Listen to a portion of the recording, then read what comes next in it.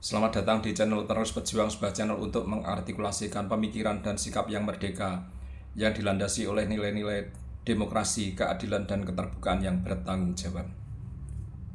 Apa yang terjadi di tanggal 11 September 2025, yaitu bedah buku Jokowi's White Paper yang dilakukan oleh trio RRT, Roy, Rismond, Tifa, di sebuah institusi kampus yang cukup ternama di Yogyakarta, yaitu UII atau Universitas Islam Indonesia, cukup menyentak bagi kami di UGM dan juga kalangan alumninya.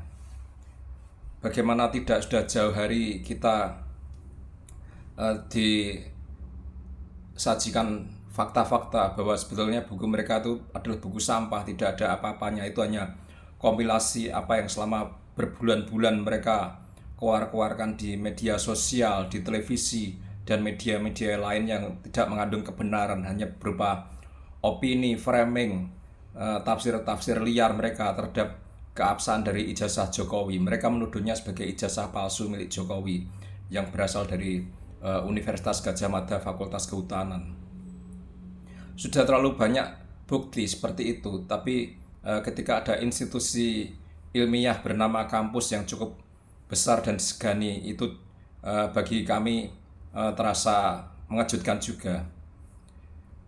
Di beberapa waktu yang lalu saat mereka melakukan soft launching, pihak Universitas Gadjah Mada sudah menolak karena tahu perjalanan kronologi dari tuduhan mereka itu bukan sekedar bedah bukunya atau soft launchingnya, tapi perjalanannya kita sudah tahu kronologinya, apa latar belakangnya, apa yang mendasari selama ini kita sudah tahu, seluk beluknya segala macam kita sudah tahu semua, bahwa itu tidak dilandasi oleh sesuatu yang sifatnya ilmiah, tapi itu hanya proses peralihan dari apa yang selama ini mereka sampaikan di berbagai media, dialihkan ke buku dalam rangka mereka untuk mencoba berkelit dari proses hukum. Toh akhirnya terbukti di manapun kesempatan mereka mengatakan bahwa buku harus dilawan dengan buku, sesuatu yang ilmiah harus dilawan dengan ilmiah, sesuatu yang tidak pernah mereka katakan berbulan-bulan yang lalu. Artinya apa? Artinya memang itu menjadi suatu strategi mereka untuk berkelit dari hukum. Semua pihak harus mengetahui kronologi dari peristiwa tuduhan ijazah palsu ini, yang dari awal memang tidak mengandung suatu hal yang ilmiah, hanya tuduhan, bahkan menjurus kepada pencemaran nama baik dan fitnah.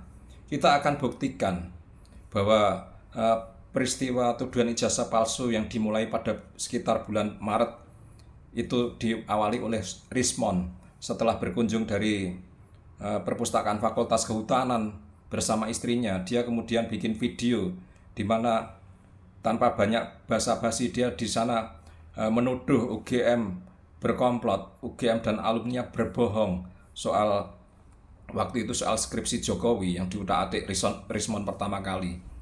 Jadi ini aneh, tidak ada landasan ilmiah sama sekali. Ketika dia datang ke perpustakaan Fakultas Hukum mendapati skripsinya Jokowi, di mana dia melihat lembar pengesahan, melihat halaman judul, dia langsung mendeklar, langsung mengejudge bahwa itu produk dari komputer.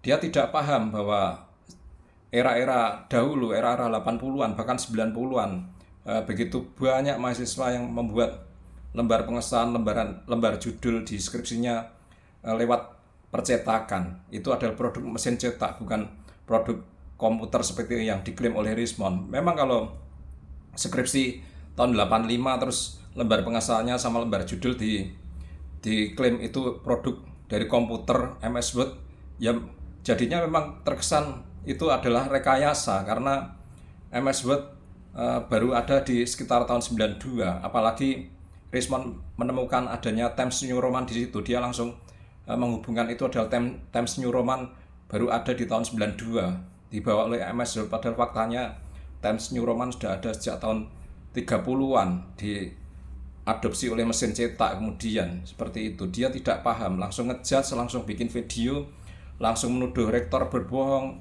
alumni berbohong, UGM berkomplot. Itu sesuatu yang tidak ilmiah, sama sekali tidak ilmiah. sepanjang perjalanan mereka bertiga pun seperti itu. Tifa sudah dari awal menuduh UGM membuat dokumen-dokumen palsu. Demikian pula Roy Suryo di televisi, dia juga mengatakan bahwa UGM memanipulasi data dari ketidaktahuan mereka. Sebetulnya itu sama sekali tidak mengandung hal yang ilmiah.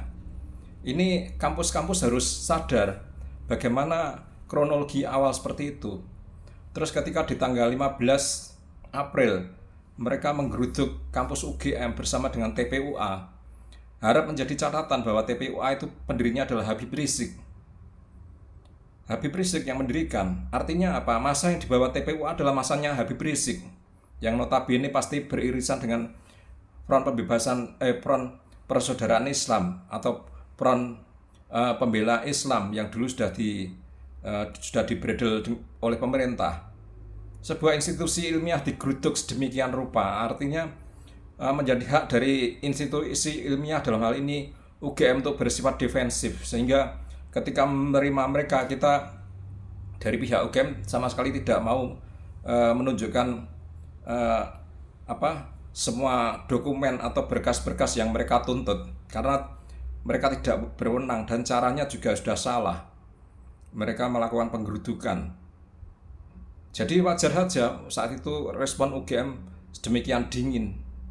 Apalagi sebelum-sebelum itu juga seperti kayak beberapa para patron dari Habib Rizik memframing kampus UGM, seperti ada Edi Mulyadi yang terkenal sebagai pembela Habib Rizik, itu juga melakukan siaran-siaran langsung dari kampus UGM yang menyudutkan UGM. Jadi pantas kalau UGM tidak welcome kepada mereka, karena yang geruduk itu memang mayoritas dari TPUA bentukan Habib Rizik. Meskipun kemudian yang bersilakan masuk adalah trio RRT, Roy, Rismond, dan Tifa. Ini harus disadari oleh semua pihak bahwa jangan hanya memandang UGM, jangan memandang UGM sebelah mata, tapi harus mempelajari kronologi secara keseluruhan. Di tanggal 15 April itu UGM sudah berada dalam posisi teguh untuk menyelesaikan kasus ini secara hukum, karena tidak mau institusinya dijadikan area blocking politik, karena UGM dan Alamin juga sudah mencium bahwa ini sebenarnya hanya perseteruan politik, di mana unsur-unsur kekuatan lama dari ormas-ormas yang telah dibredel oleh Jokowi, juga beberapa anasir yang kalah dalam Pilpres, mereka bersatu padu untuk mendelegitimasi Jokowi ketika Jokowi sudah turun dari kekuasaannya. UGM tidak mau disangkut pautkan dengan itu. Wajar kalau ketika mereka datang ke UGM dalam posisi defense, UGM dalam posisi dingin-dingin saja. Itu wajar. Sekarang saya tunjukkan awal mula isu ijazah palsu part 2 yang dimulai oleh Rismond di bulan Maret, yang sama sekali seperti yang saya katakan tadi tidak ada ilmiahnya sama sekali. Ini harus selalu diulang-ulang biar tidak peristiwa institusi ilmiah kampus dijadikan sebagai ajang propaganda untuk mereka.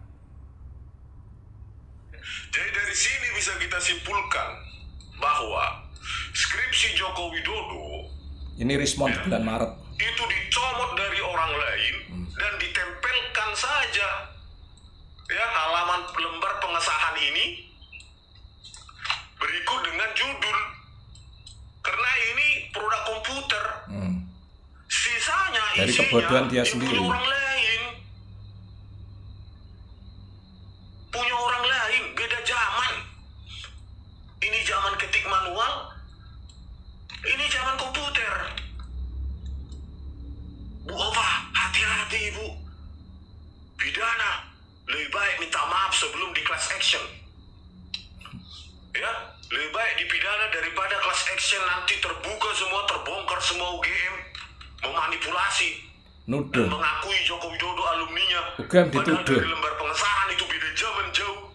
Yang sini sudah printer teknologi inkjet atau laserjet, yang satu ketik manual. Asumsi dia sendiri. Konklusi saya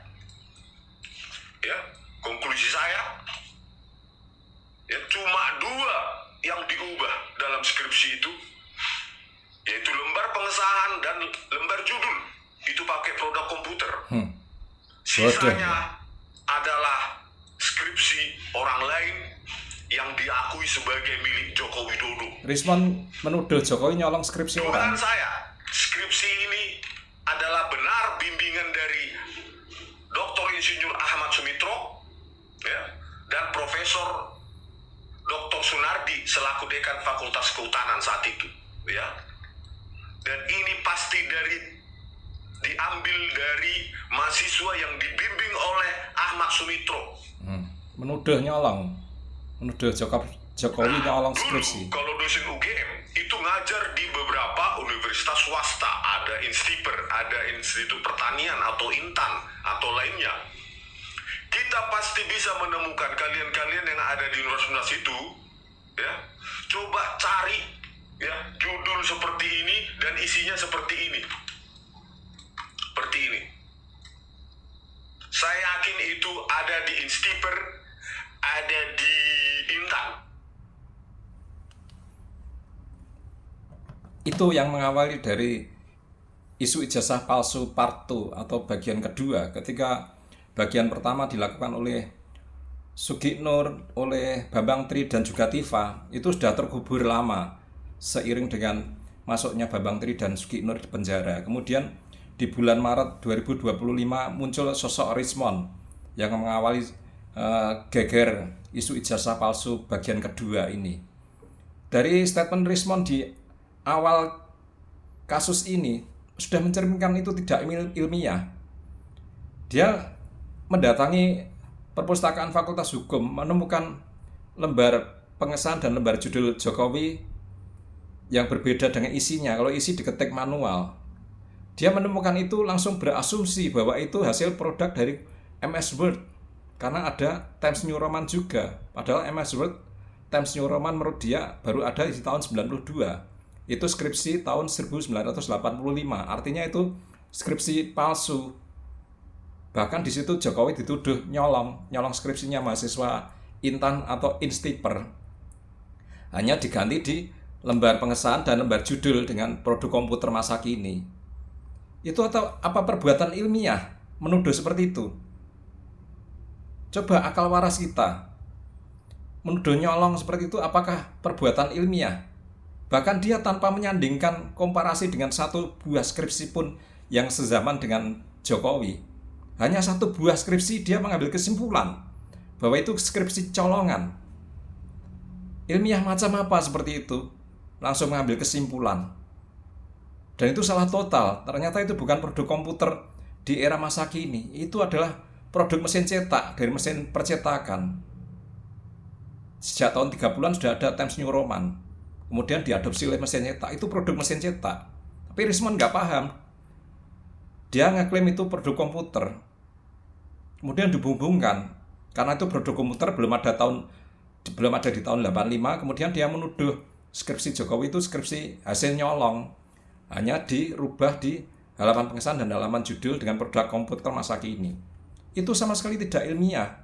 Kampus-kampus harus tahu kronologi peristiwa ini, kronologi tuduhan ijazah palsu yang kedua ini. Jangan mengambil sepotong ketika mereka bikin buku terus tergopoh-gopoh. Hanya diakali mereka, dikibuli mereka seolah itu buku ilmiah. Bukan, kronologinya tidak seperti itu. Mereka sama sekali sejak awal tidak pakai etika yang diklaim oleh mereka sedang melakukan penelitian. Mereka adalah peneliti.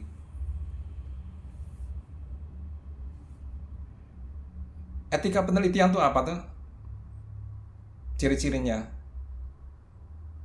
itu jujur dan transparan. Itu jelas tidak ada kejujuran. Tidak boleh memanipulasi data. Terus objek yang diteliti, dalam hal ini subjek ya, manusia. Subjek diteliti. Mereka harus melindungi, mereka harus minta izin.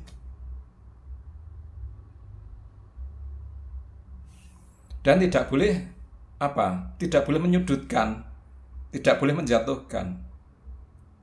Dalam hal ini mereka bertiga memakai Jokowi sebagai objek penelitian. Memakai objek penelitian. Tapi apa? Dituduh macam-macam sejak awal, bahkan tanpa izin. tanpa izin dari yang bersangkutan, ya ini Jokowi. Bahkan di beberapa waktu yang lalu di sebuah hotel, mereka merendahkan harkat dan martabatnya Jokowi. Mereka bertiga di depan audiens sambil megang bukunya. Mereka ngolok-olok otaknya Jokowi kecil. Dan mereka ingin menghancurkan Jokowi dengan cara apa? Mengketapeli otaknya Jokowi yang kecil itu agar hancur. Apa itu ciri-ciri peneliti? Apa itu sebuah penelitian? Itu manusia yang tidak beradab, bukan peneliti, bukan penelitian. Manusia tidak beradab. Peneliti itu harus punya integritas. Terus harus profesional. Baik dasar keilmuan maupun metodologinya. Punya tanggung jawab sosial juga. Setelah mereka muncul, negeri ini gaduh, timbul polarisasi di masyarakat. Jadi tidak ada tanggung jawab sosial mereka sama sekali. Integritas mereka pun juga diragukan. Dulu, sangat dulu sekali, Tifa pernah mengklaim dirinya doktor dari Driarkara, kemudian dibantah oleh Driarkara. Rismon sekarang juga diragukan, S2 dan S3 Jepangnya. Sudah banyak pihak yang mengulas itu. Kemudian di tahun sekitar 2023 tiba-tiba dia mengundurkan diri dari Universitas Mataram. Itu juga sudah banyak diulas penyebabnya apa, tapi saya tidak akan membicarakan di sini. Soal integritas ini juga dari mereka bertiga sungguh patut diragukan sekali. Saya tunjukkan bagaimana mereka dalam bedah buku yang sebelumnya, yaitu di Jakarta, di kalangan sekumpulan alumni dalam skup kecil, mereka melakukan fitnah. Akan saya tunjukkan.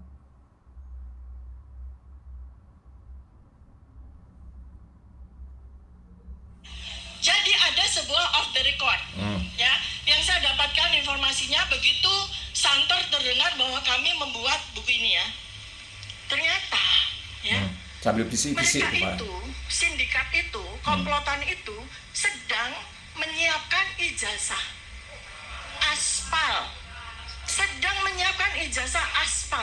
Jadi mereka itu sudah menemukan, mereka kan sudah tahu kalau sampai kita di sidang, kita akan kejar uji apa mas? Uji apa kertas? Carbon paper dating ya. Kita akan uji tinta dan sebagainya. Maka mereka sudah mempersiapkan kertas tahun 1985. Karena apa? Kalau tinta nggak mungkin, karena tinta pasti baru. Tapi mereka akan klaim, Puslapor akan klaim bahwa kertas ijazah Joko Widodo ini adalah kertas tahun 1985. Itu, ya ceritanya itu. Ternyata begitu buku ini luar biasa ya. Jadi Tifa sejak sekarang sudah memagari, sudah ancang-ancang. Kalau nanti di persidangan ditunjukkan ijazah aslinya Jokowi, maka sejak sekarang dia sudah ancang-ancang membuat isu bahwa sekarang ada sindikat tertentu yang sedang mempersiapkan ijazah Jokowi, ijazah aspal Jokowi.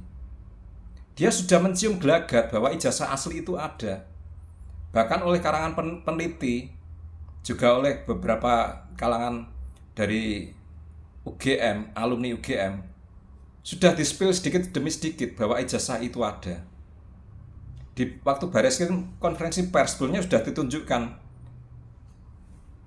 Memang ada fotokopi ijazah, tapi di sebelahnya ada, yaitu gambar saat penyerahan ijazah Jokowi. Masyarakat kalau jeli pasti melihat itu. Memang tidak ditunjukkan secara tegak lurus, tapi waktu penyerahan dari utusan Jokowi ke Bareskrim. Biar apa?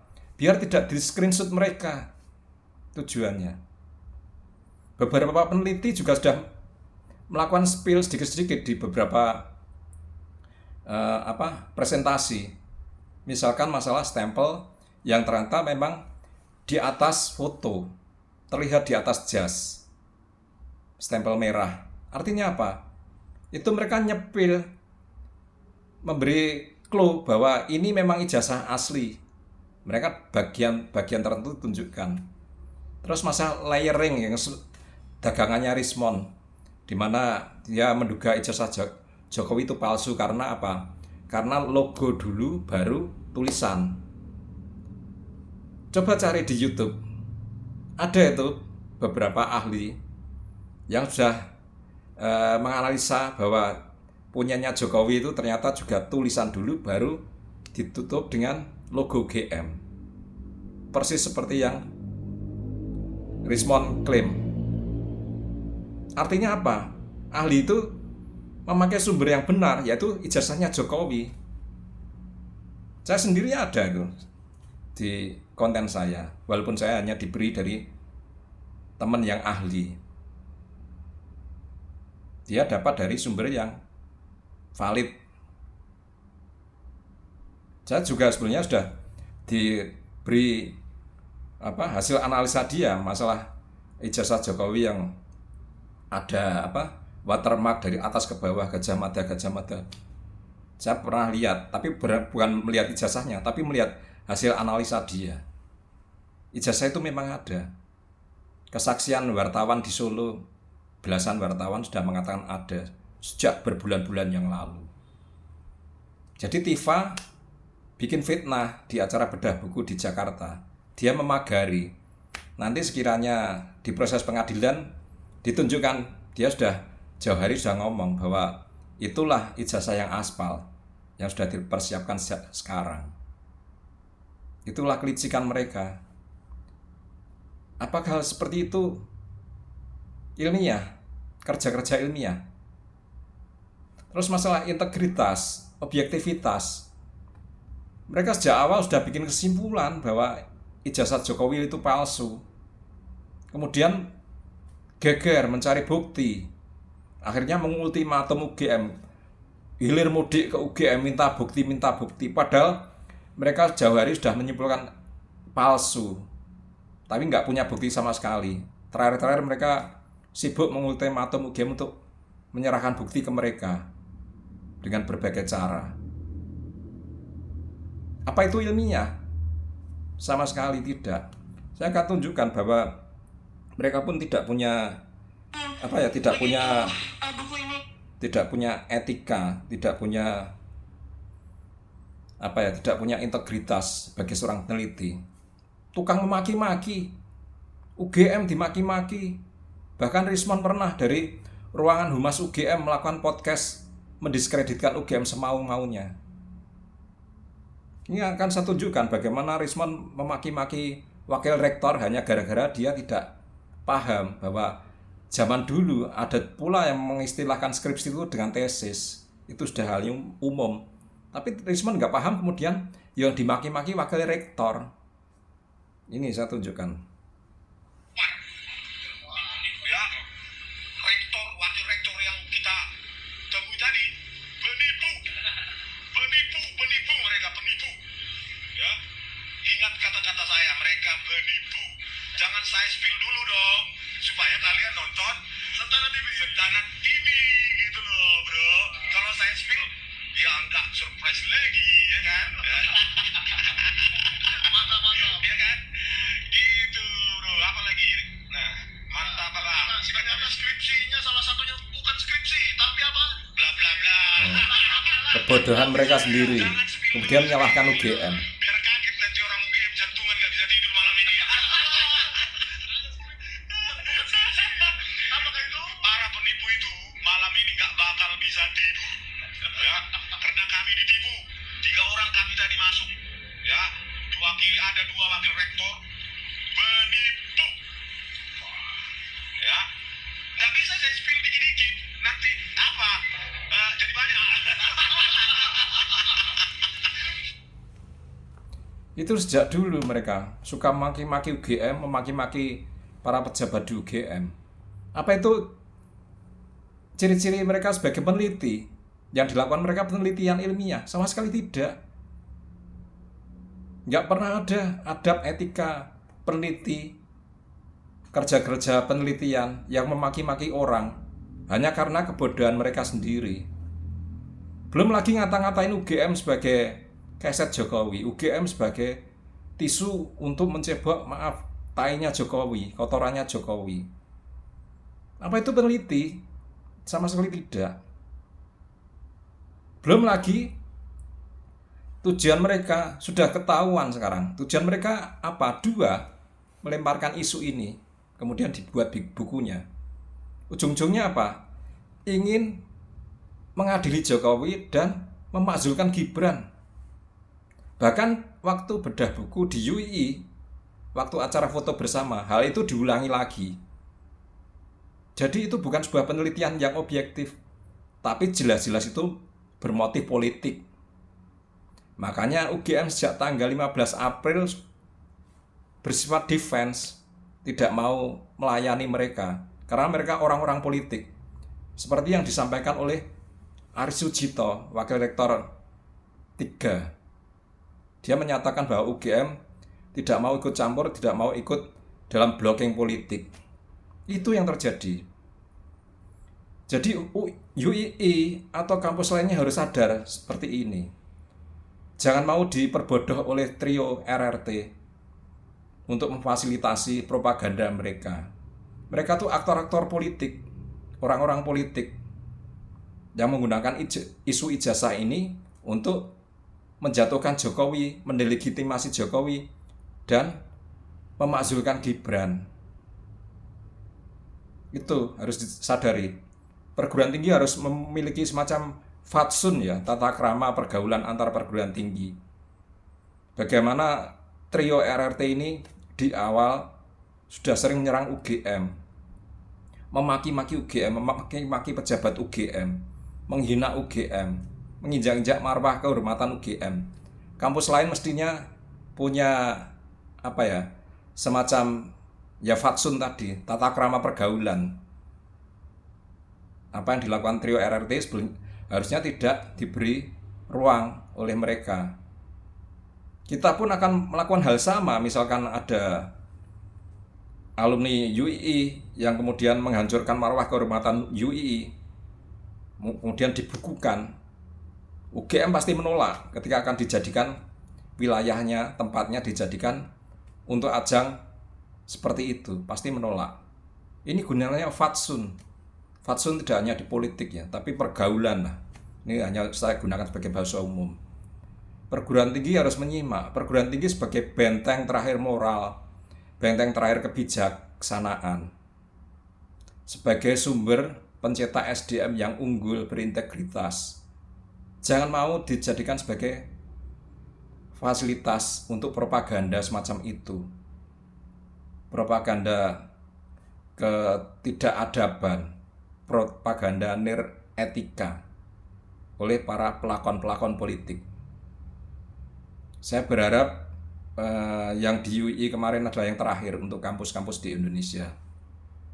Meskipun saya tidak mengajak, tapi saya hanya berharap saja. Meskipun kemarin mungkin tidak mewakili UII sebagai institusi, tapi paling tidak ada pihak-pihak di UI yang memfasilitasinya. Seperti itu.